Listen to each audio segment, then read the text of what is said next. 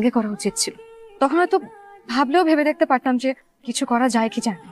তো এখন যে পরিস্থিতিতে তুই আমাকে কথাগুলো বলছিস, আমার না এগুলো নিয়ে ভাবার কোনো মাইন্ডসেটই নাই। কেন মাইন্ডসেট থাকবে না? দেখ, এখন কিন্তু আমাদের অনেক সময় আছে, 24 ঘন্টা সময় আছে আমাদের হাতে। এখন আমরা চাইলে কিন্তু কিছু একটা না করতে পারি পারি। না। নিচে তাকিয়ে দেখ, সবাই কত হাসি খুশি।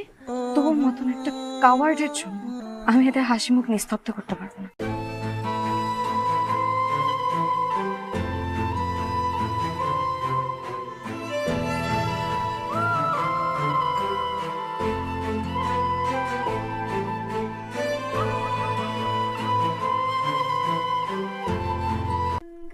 এত রাতে তুই? তোকে খুব দেখতে ইচ্ছে করছিল তাই। কালকে তোর বিয়ে, আমার মধ্যে একটা কার্ডের চেহারা দেখলে তোর আজকে রাতে অমঙ্গল হবে। যাবো মালি। শোন আয়ান, গত 4 ঘন্টা না আমি আমার জীবনের ক্যালকুলেশন মিলিয়ে দেখলাম। আসলে আমাদের এই ছোট্ট জীবনের ভালোবাসার মূল্যায়ন করা উচিত।